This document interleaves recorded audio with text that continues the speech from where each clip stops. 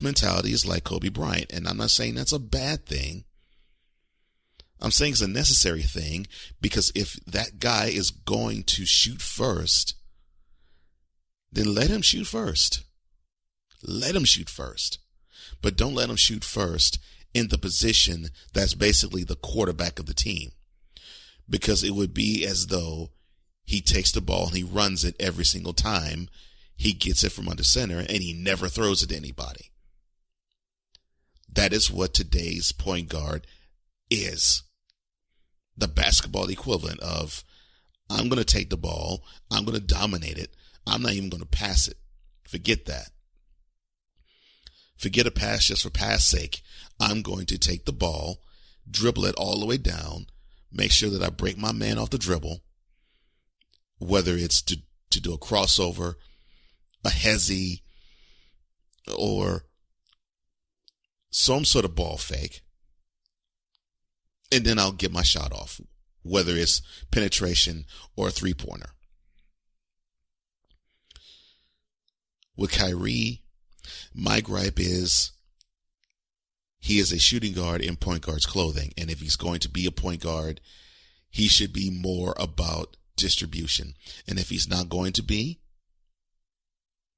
number 2 is where you'd be. And you got to find a point guard who is about distribution, especially when you have DeAndre Jordan and returning Kevin Durant, because Durant's going to want the ball. You're going to want to feed Jordan the ball every now and then. And Irving, if he's going to be ball dominant with those types of players, the team dynamic is not going to work. But if he's willing to pass more, then we're on to something. So this might be a good injury, although I don't want to say injuries are good. I don't ever want a player to be injured. But I hope that Irving takes a step back and look at his game with an intent to play like a point guard, and know that part of his job, if not the first part of his job, is to make sure others eat first and make sure others eat, period.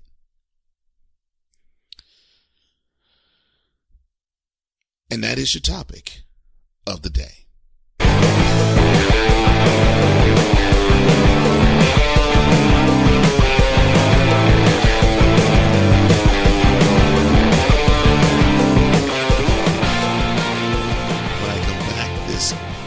This scandal that the Astros have gotten themselves in just seems to not lack opinions. Here's another one after the break.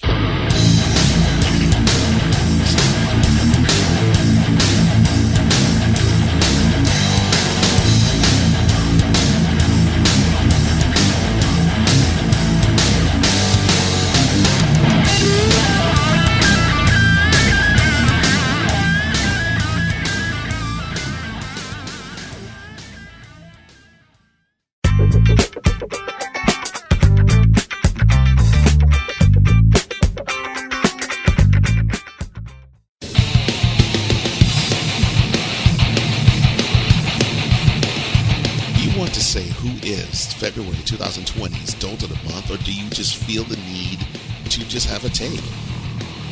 This is the VIP Safe Zone. So all you have to do is go onto the Cold Sports Hotline, the VIP Safe Zone, at area code 615-988-5196. That's 615-988-5196. We want to hear what you have to say. Dolt of the Month 2020, and any take you want. If you want Cole to actually talk about it, please do. And if you have a question, please call Cole. He will be able to answer your question. He may read your question or have your question be played on air. 615-988-5196. That's 615-988-5196.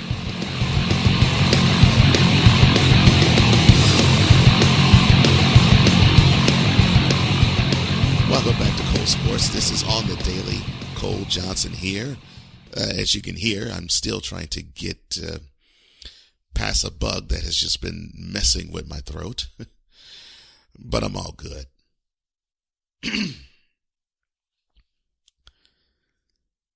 This sign stealing scandal the Astros has embroiled themselves in seems to not go away. There seems to be a plethora of opinions. Now, we've heard from Dodgers Cody Bellinger. We've heard from the Yankees Aaron Judge. We've heard from the Angels Mike Trout. We've even heard from LeBron James, who doesn't even play the sport. And we've actually seen from the A's saying that they're too cheap to cheat. Which is true, because if you saw that stadium in which they play, that is not a lie. And then here comes another opinion. One coming from future Hall of Famer, retired right now, Red Sox player, David Ortiz. Now, Big Papi, thank the Lord he's doing fine off of the incident where he was shot in the Dominican Republic and he healed last year. The whole thing doesn't sit too well with him, and I'm with him. The whole thing doesn't sit too well with me either. He didn't like the way former pitcher Mike Fiers, who now pitches for the A's, the aforementioned A's, he didn't like the way he went public with the information 2 years after the Astros won the World Series and he benefited from it. Well, okay, I'll let David talk about it.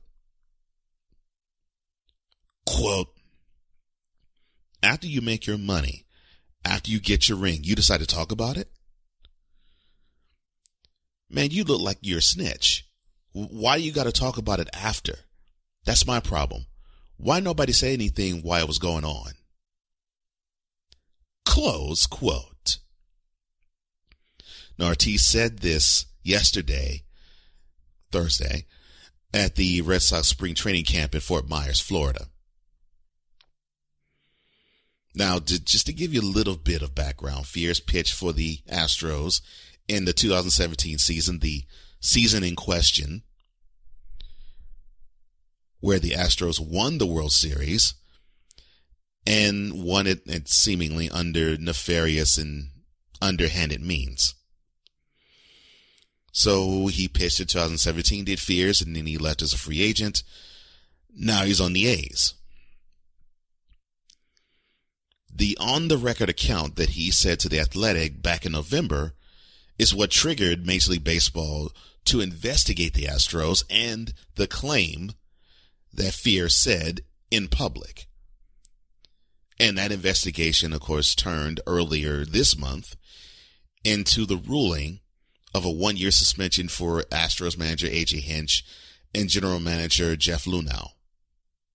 1 hour after this announcement came down, the owner of the team, Jim Crane, fired them. And then, here's the Red Sox tied to this. The former bench coach for the Astros during the 2017 season, Alex Cora, became the manager of the Red Sox in 2018. And it already has been, and this isn't speculation by me, it has actually been out in public already, that the Red Sox employed, or they duplicated the same method that the Astros did in stealing signs in 2017 for the 2018 season with the Red Sox, en route to when they won the World Series.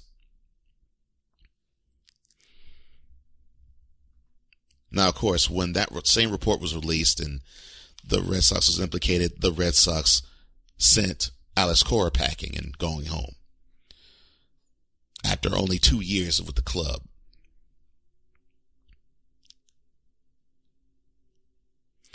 Now, what I found interesting about this is that Ortiz, which you're not really hearing this type of opinion, it doesn't sit too well with him also that the Major League Baseball Commissioner Rob Manfred is catching all of the flack for his handling of the scandal. Quote, I see, quote, I see players trying to talk about what he needs to do. He don't tell you how to hit or how to pitch, so let him do his job. He's going to do what is best for the game. He's not the type of guy who's going to accept you screwing things up in the game and tell you where to go. People need to chillax. People need to let him do his job. Close quote. You know something? I actually am with David on this. I'm actually with the future Hall of Famer, and this is why I'm with him.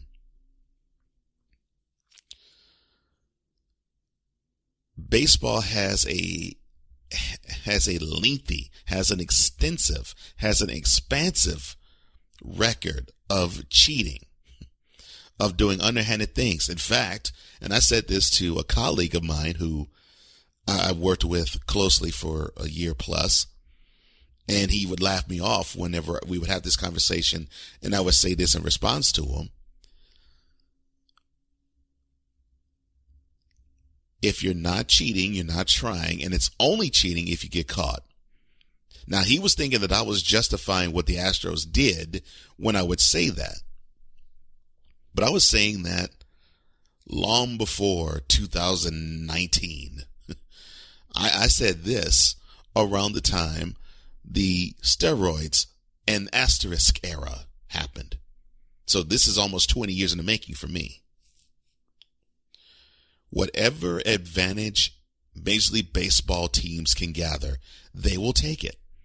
And they will run with it until they can't run with it any longer. That's just the nature of the beast. So many who are giving the devil's horns to the Astros, many who are clamoring, praying, and I do mean praying in both P-R-A-Y and P-R-E-Y-I-N-G, for the other 29 teams to take the ball and beam and dot and hit every single Astros batter that comes up. The venom and the vitriol that I'm hearing from those who are not Astros fans and the players who aren't Astros players.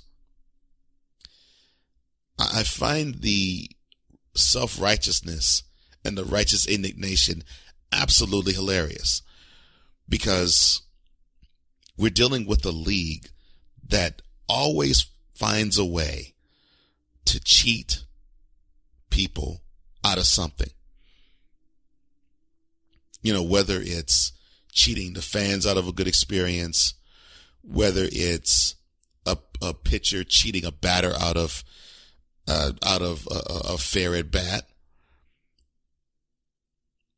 or whether it's the batter trying to one up the pitcher, like having pine tar or having a corked bat or betting on a game or juicing up the ball and the body. All of these things have been problematic for Major League Baseball. And I find it hilarious. I find it funny. I find it stupendously uproarious that we have this issue where people just want to get angry. And for what? Because a team got caught cheating? When you have all these other teams who don't get caught cheating? Probably chiefly amongst them, and I've heard it, the Dodgers, the Yankees, and the Red Sox was caught cheating. But the Dodgers and the Yankees? And if I'm not mistaken, the Yankees and the Red Sox were caught in another type of scandal in this site. Technology, science stealing with, of all things, iPhone watches, smart watches. However a team can get an advantage, they're going to get one. That's just how baseball has been since I can remember it. So when I hear these comments from David Ortiz, it makes me smile, because I see a player who gets it. My number one issue was Fierce didn't say a thing when all of this was going on. Because if it was about fair play for him, he wouldn't speak November 2019. He would have spoken up a whole lot sooner than that. Sometime around 2017, saying, wait a minute, this isn't right. This isn't fair. Say it to the team. Then say it to the management. Then say it to the front office. Then if nothing else is happening, then you go and you say it to Major League Baseball themselves. You don't have to bring us. When I mean us, I mean reporters. I mean journalists. I mean analysts. You didn't have to bring us into the fray. You didn't have to go and say, wait a minute, I have a juicy story to tell you. You didn't have to do that. All you had to do is just walk up the chain. Now, if you did all that and you got nothing, then I could see why you would start singing to the public. But you have to understand, Fears, that I think you did not do this right. And I'm glad I'm not the only one who thinks that, because Big Papi backs me up.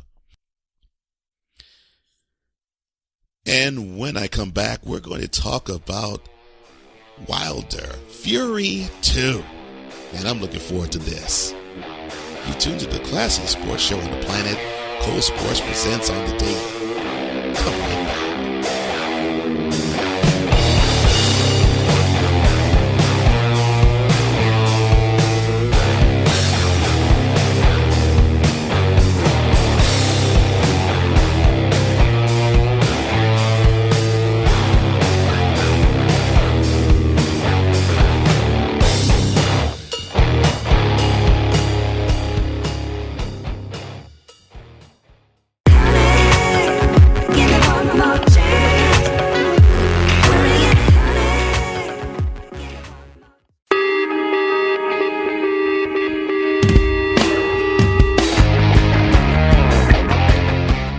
Something you want to say to Cole, well, say it with your chest. Go to speakpipe.com/Cole Sports with a C and then record, speak, send. Again, record, speak, send. It's that simple.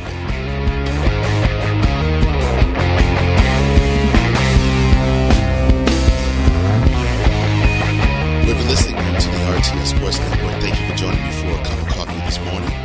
If you're listening via download, I thank you for downloading on this show. Cole Johnson here.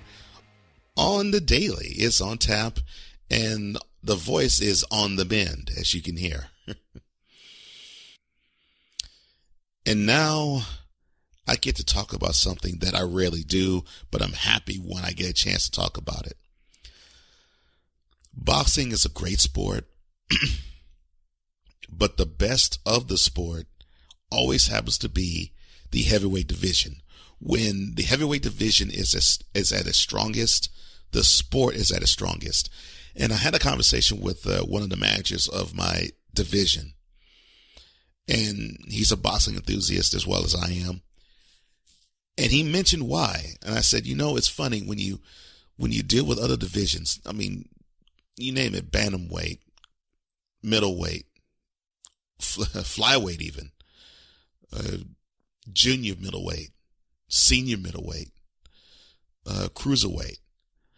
No matter the divisions there, you can have a stud. Mayweather and Pacquiao are two more examples of Triple G and Canelo Alvarez. You can have studs in those divisions and they can make good fights, and they do. But they don't get the real big money unless they're really good, obviously.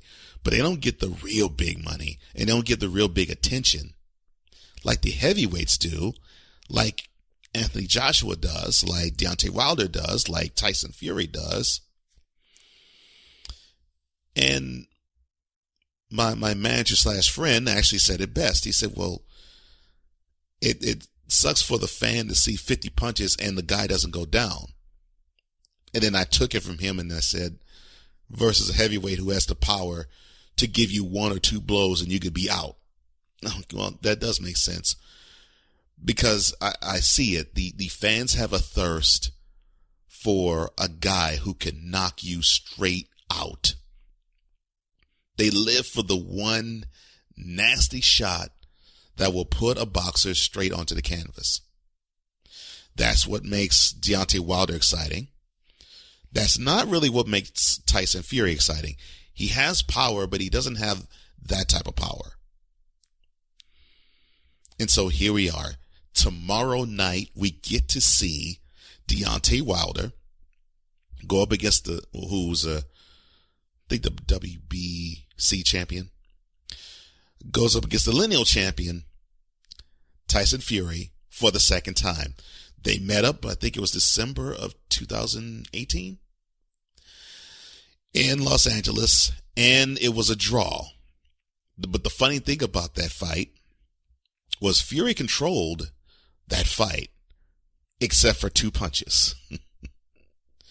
And both those punches by Wilder floored Fury.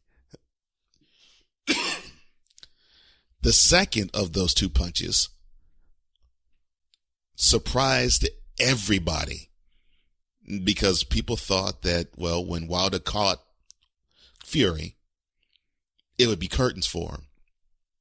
But Fury got up and beat the eight count in doing so. So we all learned that Fury has a chin. We also learned that, Wilder's right hand, it can knock a big guy down if not out. So it's not just, it can knock an undisciplined fighter down. It can knock a good fighter down if the fighter is caught flush. Now, okay, this fight is not going to be Thriller in Manila. It's not going to be even Rumble in the Jungle. It's not even going to be Ali versus Norton. Or even Ali versus Floyd Patterson. It's not going to be that type of fight. However, it is must-see, and it has been that way ever since we first began seeing the hype for this fight, which was November. And we've been looking forward to this. And here we are. This is the weekend. Tomorrow night will be the night. They'll be in Las Vegas. The two big heavyweights. They're going to go at it for a second time within 18 months. And right now it is the best that boxing has to offer. And that is not with apologies to one Anthony Joshua. It most certainly is not apologies to one Andy Ruiz.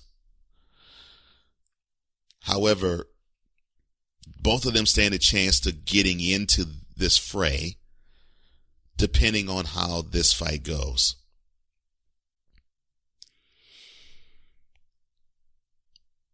All right, so here's how it is. You got Wilder, who is 42-0-1 with 41 knockouts. So only two fighters have withstood not being knocked out. Fury being one of them. And people are saying that Wilder is possibly the hardest puncher in boxing history.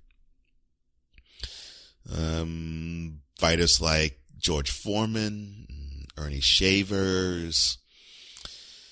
I think they could have a talk with you in that realm. I'll even throw Tyson in there. I think that they can have a talk with you in terms of that. But it's quite possible. That's on one corner. And in the other corner, you have Tyson Fury, 29-0-1 with 20 knockouts. Now, Fury does have knockout power, but that's not what really brings him to the dance, so to speak. What brings him to the dance is, out of all the heavyweights that we have seen in today's game, and really the biggest heavyweights we've seen, and I don't necessarily mean it in girth, I just mean it in name recognition. Ruiz, Joshua, Wilder, Fury. If you think about the other three heavyweights unnamed outside of Fury, all three of them are They have the ability to be stationary, although Joshua, in his second fight against Ruiz, decided to move. And once he decided to actually box, he looked pretty good. Fury is a boxer. Wilder's a puncher. And so that, to me, is a styles makes fight types of thing. And this style makes a wonderful fight. I love it. Now, if I would have to be arm twisted and pick a guy, it would be Fury by split decision. The reason why I say Fury by split decision is he learned, he knows, and he will try to stay away as best he can from that hammer of a right hand, the hammer of a right hook by Deontay Wilder. And the one thing that I don't like about Wilder is what is tailor-made for Fury, which is Wilder looks for the one shot, and he is flat-footed too much, and that he doesn't throw much else to keep you off balance. And he's looking to cock that hand and drop that hammer, which is somewhat like, I guess you could say he's a heavyweight version of a Tommy Hearns. Hearns just basically was looking to draw you into a street fight, and he would drop that right hand and put you on the canvas. To me, that's what Wilder is. He's too flat-footed, and he looks for the kill shot too much. Meanwhile, you have Fury, who can talk a big game, not as well as Ali, but like Ali. Talk the big game, saying he'll punish him, and probably will, and he will probably knock him out. I doubt it. But I see Fury getting on his bicycle and riding it all fight long. Then he's going to be outside of the wheelhouse of that right hand. That's what I see. And Fury has the ability to box his way to a W and avoid that right hook. Now, he may catch it a couple times, but he has the ability to avoid it.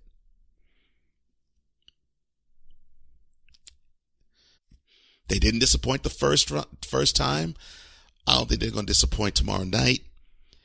And I'll call it right now. We're going to see Wilder Fury 3, but I think it's going to take place a little later because I think both fighters want to fit in Joshua and fit in Ruiz so that they can have more of the pie and not just have it between the two of them. And now Joshua is going to want to fight both guys because he wants to prove that he now, with the one blemish on his record, that he still is better than both Fury and Wilder. Good luck to both of them. I hope both of them come into the fight healthy and leave the fight healthy. And I hope we all get treated to a boxing exhibition that we will talk about like we do Frazier Ali, Bo Holyfield,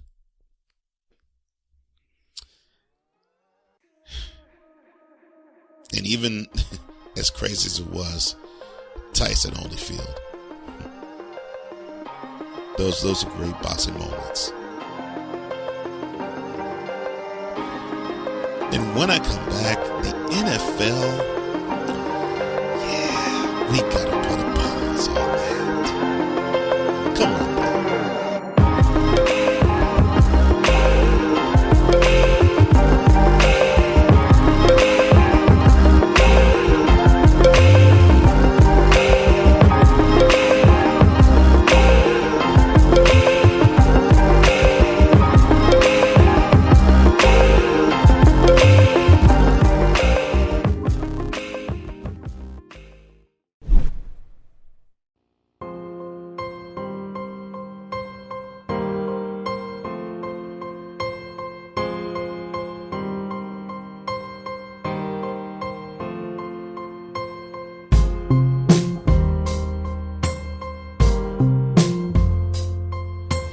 up on the next installment of Cold Sports, we are going to have the Big Show represent well.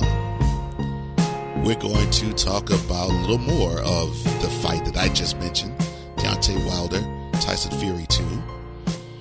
We're going to dig further into the All-Star Game. We're also going to talk further about what I'm going to talk about in this segment as well. And of course, we're going to go in on the subject, have a doze of the week, and we're going to have a Champions Personified edition of Upon Further Review. And if you're listening on the RTF Sports Network, following this episode, Snowman in the Morning. Weekdays, 9 a.m. to noon on the RTF Sports Network. That's 9 a.m. Eastern. That is for tomorrow and the next hour. But for the rest of this hour, we're going to discuss the NFL and the NFL Players Association. Now, by this time next year, if the NFL and the NFL Players Association do not have their act together, we will possibly be either in a lockout situation or a strike situation. It depends. But the current collective bargaining agreement will have expired by then. So, we're at a sticking point. The owners want more games. More games and an expansion of the playoff system as we know it. It just doesn't look right. And let me go a little further into that. Chill. Yeah. We gotta pause that. So we have, I guess you could say, a failure to communicate. So before the players and the ownership knew that they were going to have this issue, the owners, I would say this is like around maybe 2017, threw out there that they wanted to have an 18-game season, and they wanted to cut the preseason from 4 games to 2 in order to do it. The players, stressing player safety, said, well, what's the point in use of having 4 preseason games? It's no need for it.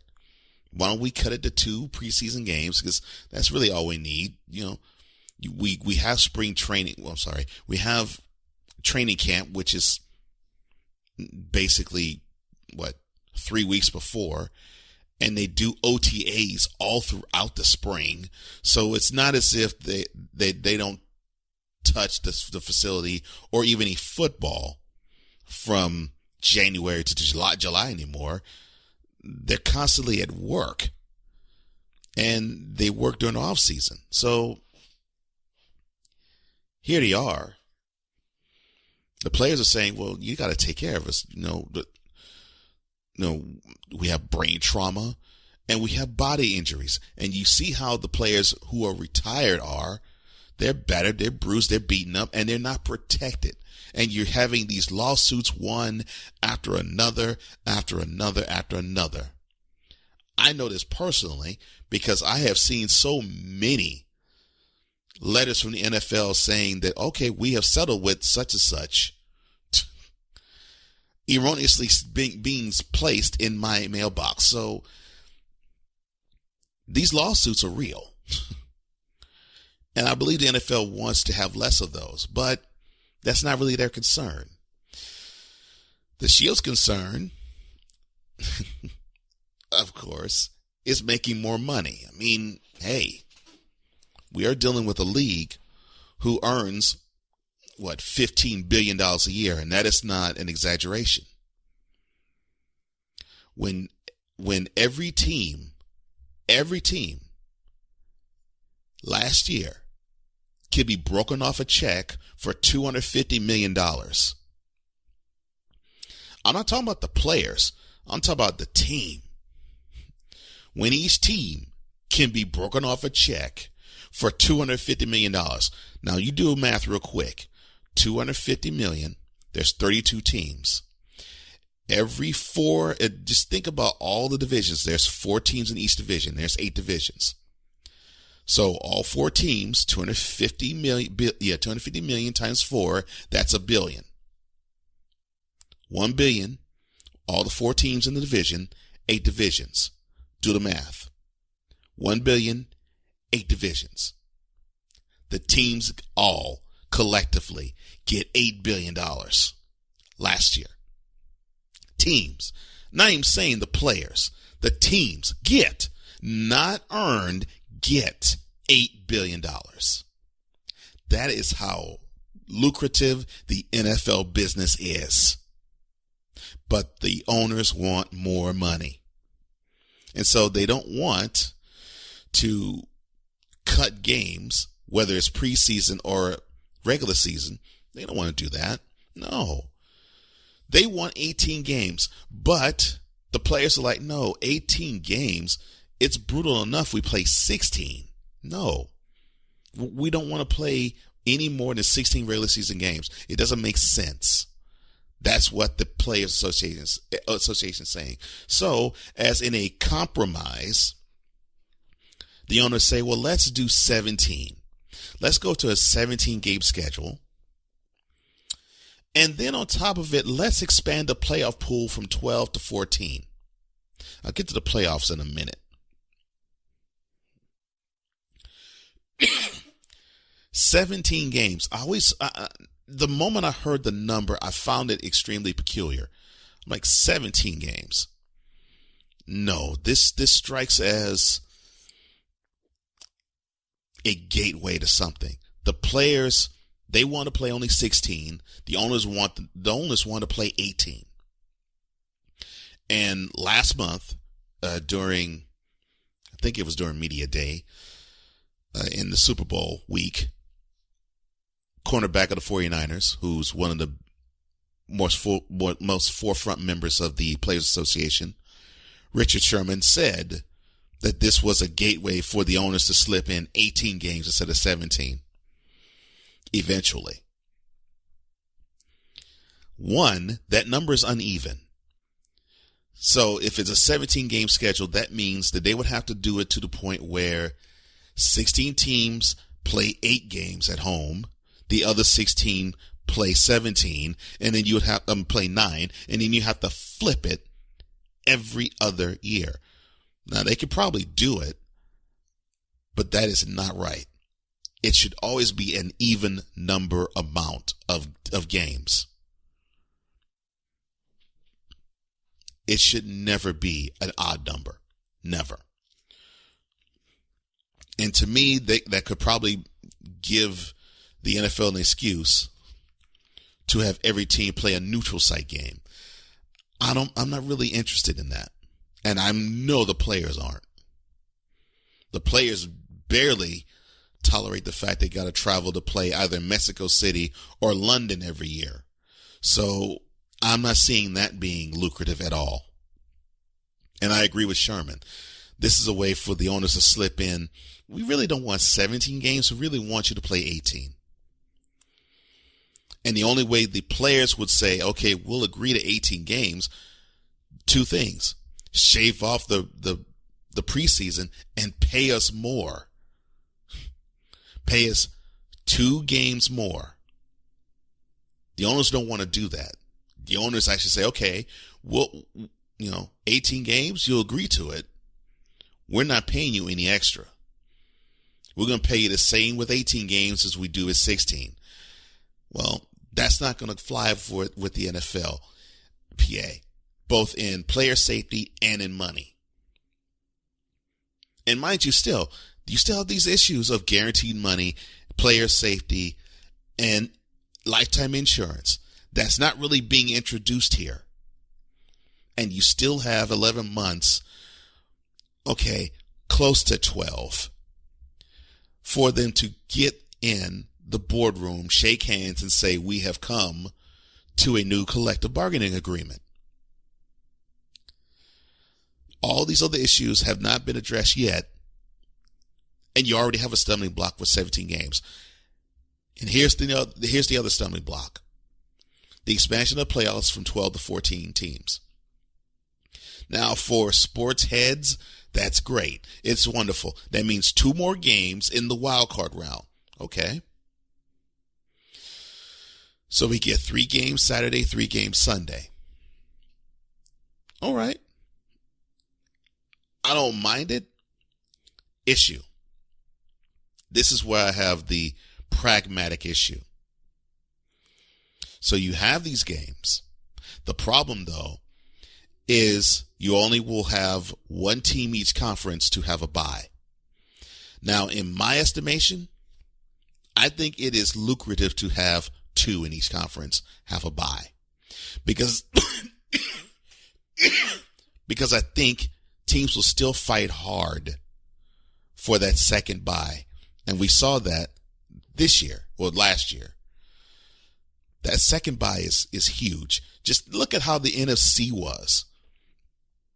You had 4 teams who had a shot to have 2 byes.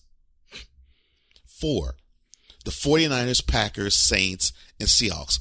Each team had a shot at a bye. Each team in week 17 had a shot at a bye.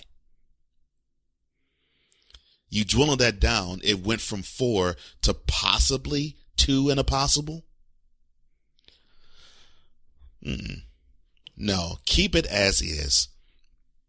12 teams in the playoffs, 4 byes. It should stay the way it is. And as much as I want to see another playoff game in the first, not with the first weekend in January, but the first weekend after the regular season's over, it'd be great to see 3 playoff games on Saturday and 3 on Sunday. It would be great.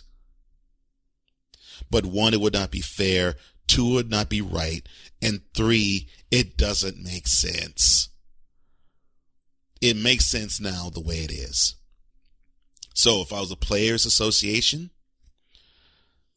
nay on both. 16 games, 12-team playoff field. And get to what you want to have done. This 17-game stuff and the playoff expansion stuff is a smokescreen, NFLPA. This is something done to make you take your eye off the ball that you want and introduce another ball on the field that you all aren't even entertaining. And you might in a moment of weakness say, okay, well, fine. This is what you want. Fine. We'll give it to you. Don't kowtow to that. Don't do it. Stick to your guns. 16-game schedule, 12-team playoff field. And then get what you want done. And as far as the Shield goes, you all know better than that. 17-game season, regular season, really? Come on, man. Come on. I'm through with them. Chilla. Tell them what they need to do. We gotta pause that. If you happen to like this episode or any episode you've heard thus far, open.acast.com or shows.acast.com // on the daily, and you are there. on/ daily. And you will get this show, and also go on all major podcast directories such as Apple Podcasts. You'll also download that show and get on the daily. And you can also download it on RTF Sports Network at rtfsportsnetwork.com, where you're either hearing this show now or where you will hear this show in the future. And it doesn't matter where you listen to me, how you listen to me, or when you do. 3 simple things I ask of you. Love your neighbors yourself and love yourself with your whole heart. Tell a friend to tell a friend about this particular program and enjoy the content. Don't forget to vote for your favorite show on rtfsportsnetwork.com. I'm Cole Johnson, thanking you once again for lending me your ears, and this has been yet another installment of Cole Sports for your audio pleasure and on the daily.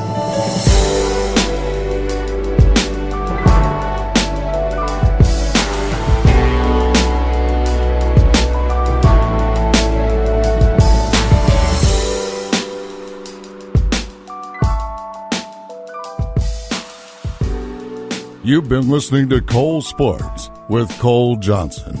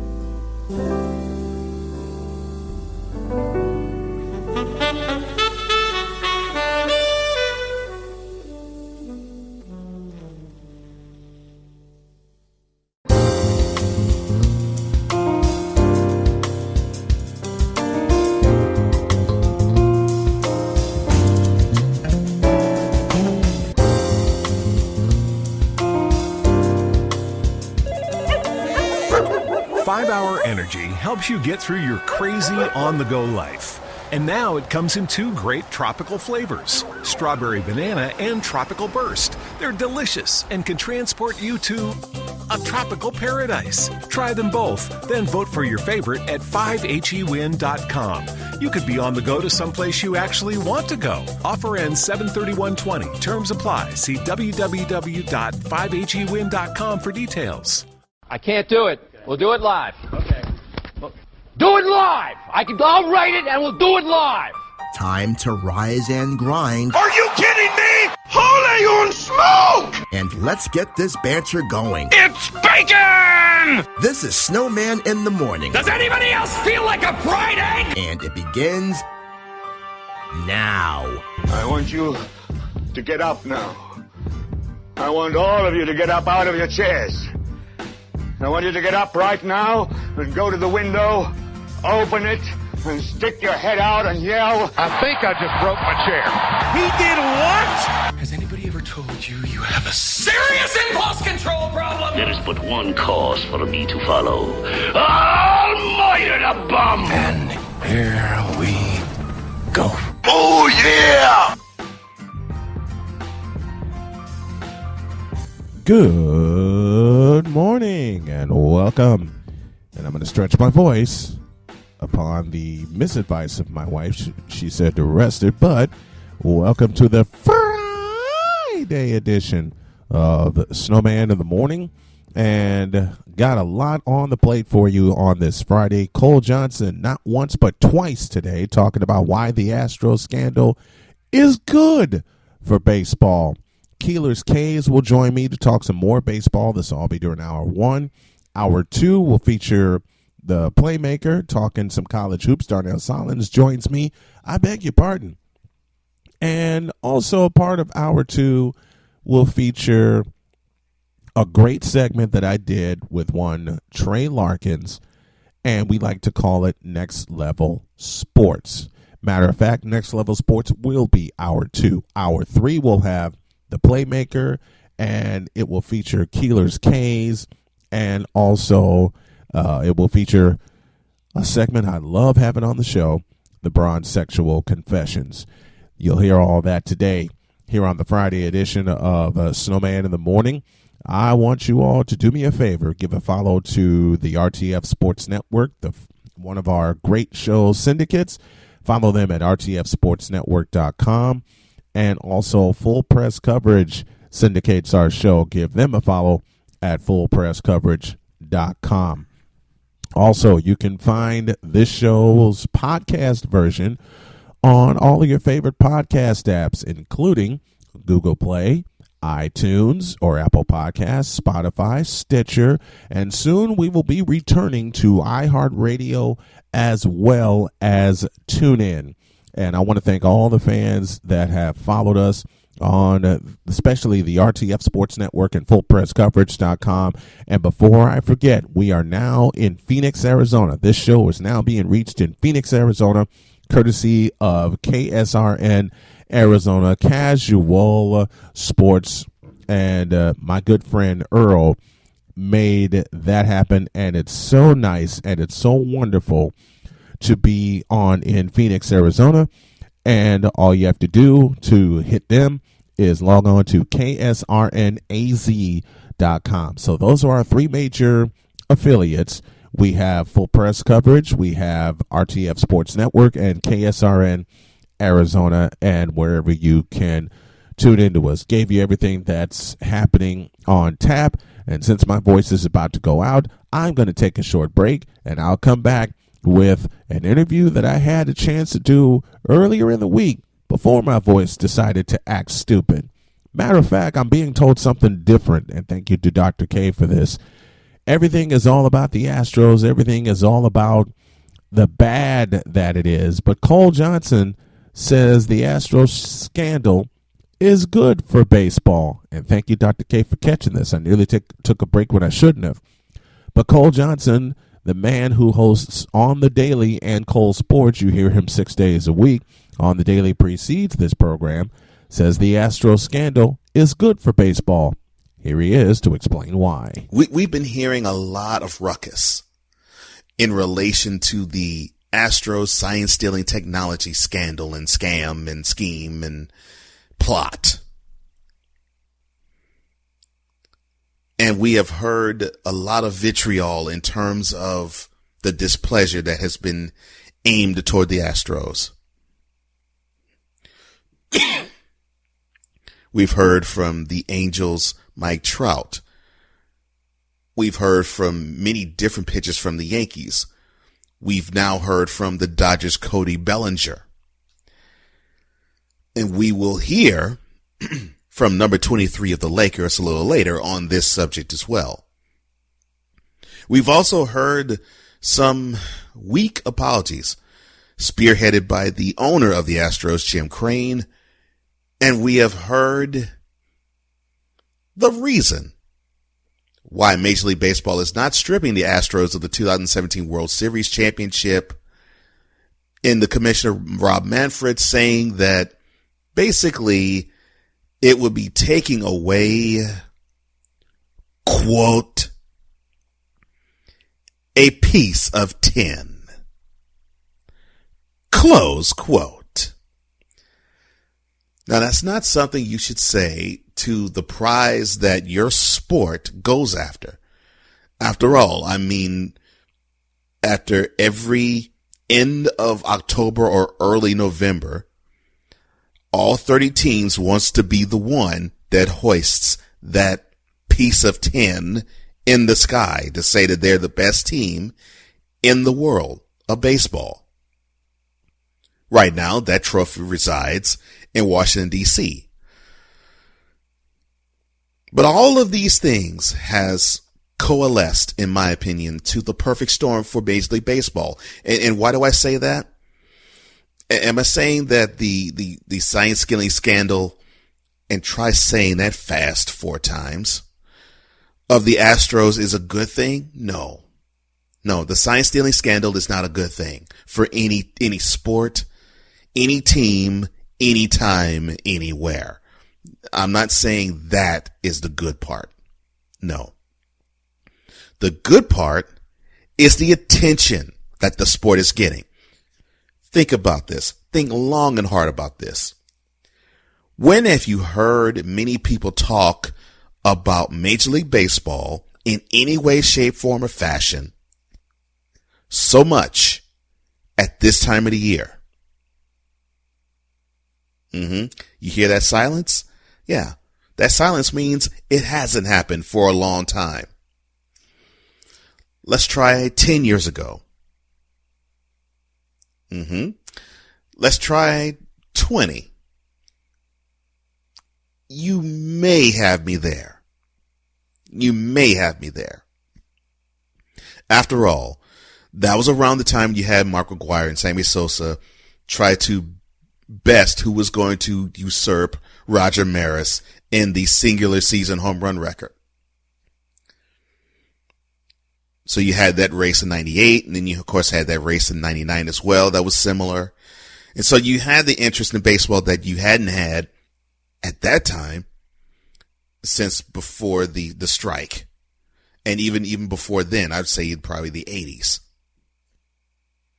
So I would say, the first time in roughly 15 to 20 years, you had eyes on the sport in ways you didn't have it before. Well, one steroid or / asterisk era scandal, and it pretty much deflated the whole sport. It basically was in the doldrums. It settled into being the number 3 sport in the United States, far behind the NFL, far behind the NBA. Major League Baseball was the sport that people barely talked about until July. And then you talked about it a little more in September. But by then, you're thinking more about the NFL beginning. Well, the Astros have been on the lips of everybody. And I do mean everybody. Within the sport, in other sports, and outside of sports, all this month. And it is a good thing because now there is attention on the whole sport. Follow me here. Think about all of the scandals that have happened, and baseball is riddled with them. You had the Black Sox scandal, the turn of the 1920s, where you had baseball players who were suspended. Well, of course the league was hurt for a little while, but then you had the uprising, and I do mean uprising, of one Babe Ruth, a guy who could just hit moonbeams for homers, and then you were good to go there. Or how about even going a little further forward? How about the Pete Rose betting on baseball? That was in the late 80s. That was news almost every day in 1989 until the commissioner at the time, Bart Giamatti, decided to ban him for life. And then, of course, you have the steroids era that happened 15 to 20 years ago. In my opinion, those are worse than the Astros sign stealing scandal. And the reason why I say it's worse is because the damage that was inflicted on the sport was far more far-reaching than this one. Now, here's how it could be far-reaching. You saw the elaborate way all of this was set up by the Astros? There has been talk that guaranteed at least 9 other teams have done it, and we already know one of them. The Red Sox have been outwardly guilty of it. And for those who are saying, well, you got to punish the Astros harder. You got to strip them of their championship. The reason why they haven't done it is because you got to strip the Red Sox of theirs in 2018 as well, because they were proven to be guilty of the same thing. All right, so since I'm actually going there, let me address it this way. MLB fan, this is for you. You want to know why you all are griping about the punishment that the Astros received or the lack thereof? It's because it doesn't matter what punishment the Astros were going to receive. You're hungry and you're salivating for your pound of flesh. You can have Major League Baseball give the Astros the death penalty. You can have rotating suspensions with all the players, both former and current. You can actually even suspend Mike Fiers, the whistleblower. You can suspend him. Suspend every player that was on the 2017 team. And for those who retired, ban them from life. And then you can have them come back in 2021 and you can have them legally be beamed with hit by pitches. Just be dotted with 75-mile-an-hour curveballs to 100-mile-an-hour fastballs. And it still would not be enough. You know why? Because you want more. That's just the sickening nature of the punitive feel that human beings have. You can have the worst punishment heaped upon somebody and you still want more because it still is not enough. Well, yes, I am an Astros fan. I make no bones about it. I love my team. I love the Astros. But am I proud of this? No, I'm not proud of it. But am I going to abandon this team? No. I've been rooting for this team 40 years. I'm not going to stop now because there's a scandal that's afoot. I mean, why don't you ask the Patriots? Why don't you ask Patriots fan? Well, you discovered that there was Spygate. Would you quit rooting for your team? They'd say, heck no, they wouldn't. And why should they? Because they were at the time rooting for the team that is the best in their game when Spygate happened. Right now, Astros fan, let's be completely forthright. The team that is presently constituted is the deepest in talent in Major League Baseball. Why would a diehard stop rooting for them? I wouldn't, and I'm not. But I'm also not going to sweep under the rug the fact that what they did is unconscionable. It's unconscionable. And it's inexcusable to boot.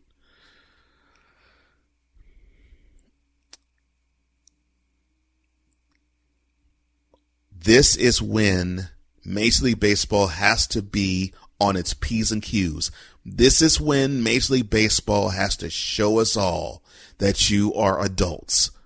This is when Major League Baseball has to show that this whole league is more than one team.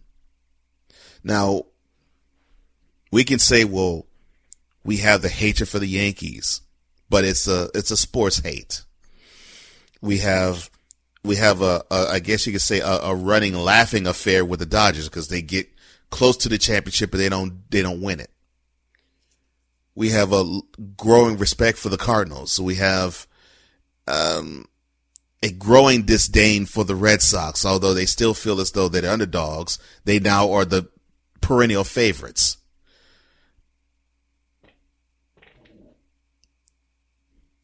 You have those things that happen, but you consider that to be normal.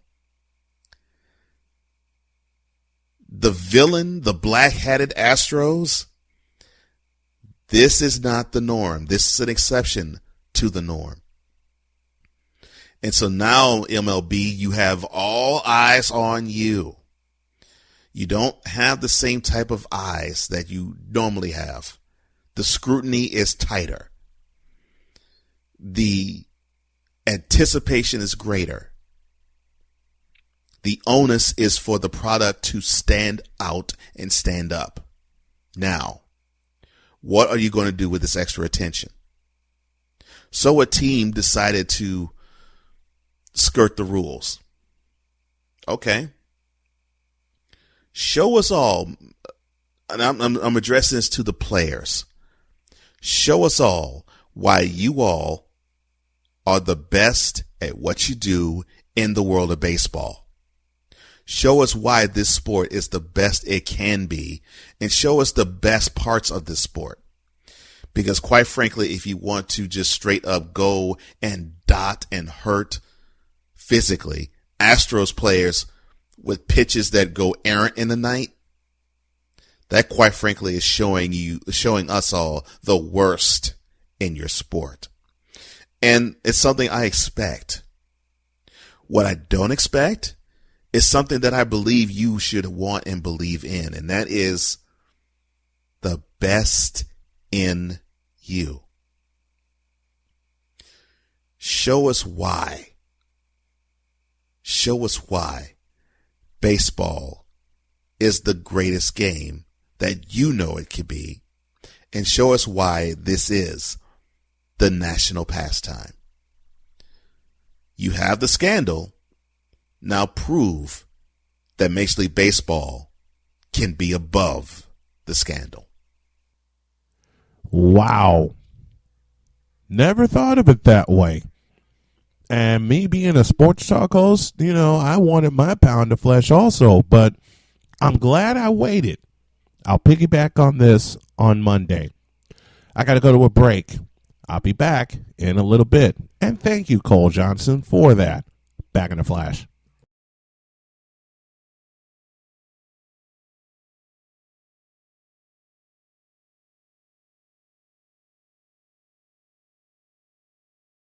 This is Snowman in the Morning, where true sports talk lives. He did what?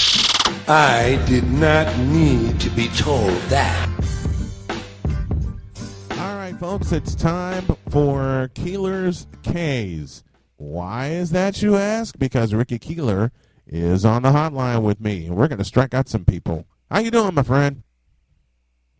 I'm doing good, Snowman. I unfortunately don't have a piece of metal to give you, but I hope it'll be a good segment otherwise. Oh, man, I think it's going to be a great segment. Keeler's K's every week, talking baseball here. And let's begin with the obvious pink elephant in the room. That's the Houston Astros. Now, I've had opinions all over the place, but I haven't gotten yours. Now I'm going to. The floor is yours. Right out of the gate, Snowman, I thought, when I looked at the punishment, I was like, what else could Rob Manfred do? I mean, $5 million was the maximum fine for an owner. He took away first-round draft picks. I thought they should have took international money away, too. And when you realize, look, the MLBPA just has so much power, there was really nothing Rob Manfred could do. And then you look at how non-contrite the Astros are. We talked about it last week, the fake apologies. But we didn't really cheat in 18. We didn't need cheating to win in 17, although Manfred said this week that they did cheat during the 17 playoffs. And you know what? I'm not one for taking titles away, because what does it really mean? But you know what? Just because of how non-contrite they've been, I kind of want to take it from them now. I kind of want to say, you know what? You made us do this. You weren't apologetic enough. The players are pissed. Everybody's pissed. We're taking it from you. Here's the problem. We now know the Red Sox are being not reinvestigated, but some people are being re-interviewed, and we still don't know when that investigation comes out, maybe next week. So if Manfred takes away the 18 championship from Boston, he kind of has to take the 17 championship from Houston. So they're in a no-win situation. Tony Clark gets some blame too in this because yes, he has to represent every player, but all the players are angry at him. All the players are angry at Rob Manfred. Mm-hmm. Rob Manfred stupidly calls it a piece of metal. And the one thing I didn't like, Snowman, this week when Manfred was on with Carl Ravitch last Sunday, and he said we had the intestinal fortitude to release these results, even though they weren't pretty. You want us to pat you on the back because you actually, I don't know, told us what you investigated? Yeah. Like, come on. That's like me. That's like saying, oh, I'm going to only tell you if I didn't find anything. Right. Okay, I'm gonna give you the benefit of the doubt, Rob Manfred. Go right ahead. Come on, like what is like all these teams saying? Oh, we told baseball 2 years ago. Where was this? I get it. It's bad for the sport. You can't hide these things. It just makes it worse. And Mike Fiers should be at the center of this. And in a way, he was until the investigation got started. And all of a sudden, Mike Fiers disappeared. What is wrong with that picture?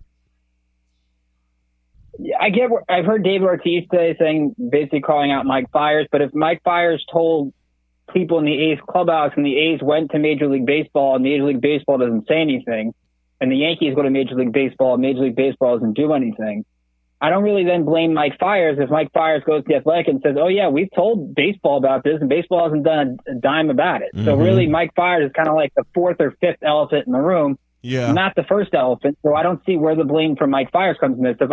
If the Astros are playing the A's first week of the year in Oakland, I hope Mike Fiers gets a standing ovation in that game. Oh, boy. A's and Astros, the first week of the – you know what? There's been an over and under line established now that I've been informed by a couple of people of how many Astros batters will get beamed throughout the season. You know what's coming. Will Rob Manfred do anything about it is the question. Sounds like he is because he's made the case that there are going to be harsher penalties for that, which now if I'm on a team and I get warned before the series and I can't throw inside, aren't I giving the Astros even more of an advantage because I now can't use the inside part of the plate? Right. So even if I wasn't going to hit them, which I don't know what some pitchers are going to do, I doubt they would aim for their heads. I think that's crazy. But if you're a pitcher, I don't blame you for being angry, but but you take the under. Was it like 83.5? Yeah. There's no way it's going to get close to 83.5. No chance. It's not. No, it's not. It's not. What made me laugh about this whole situation, the Astros were not contrite in their apologies. You and I talked about that with quite a few other people. What's making me laugh is the fact that they lost the World Series on their home field this past season to, if you think about it, of all teams, the Washington Nationals. Now, how much do you want to bet, my friend, that the Nationals are going to try to get named because they beat Houston in the World Series, and it'll be nothing but Houston fans making the claim?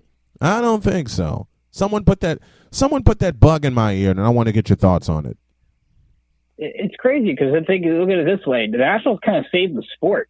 They did. Imagine how 5 times this would be if the Astros were 2-time world champions in the last 3 years. Mm-hmm. It would be awful. So Rob Manfred should thank Steven Strasburg and Max Scherzer and Anthony Rendon and Howie Kendrick for somehow stealing games 6 and 7 in Houston. Especially Howie Kendrick for that foul ball home run in Game 7. Which, how weird is that Howie Kendrick hit the homer off Will Harris, and Will Harris is now Howie Kendrick's teammate. I thought it's a good pickup for the Nationals, but I don't know how Will Harris could sign that. Like, wait, I'm going to sign with the team that beat me in Game 7. That's like 5 times less Kevin Durant. See, why does everybody got to make a comparison to Kevin Durant, man? What's wrong with it? Y'all kill me with that.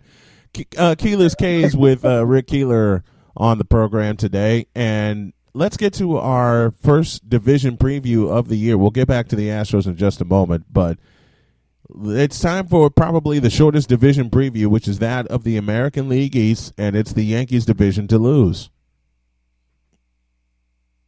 You'd have to say that, Snowman, but at the same time, you look at what the Yankees are going through. You get the big news on Thursday of Luis Severino having loose bodies in the elbow and the forearms getting looked at, and you don't know what Severino barely pitched last year. Now he's battling injuries, the same injury he battled appears in the ALCS.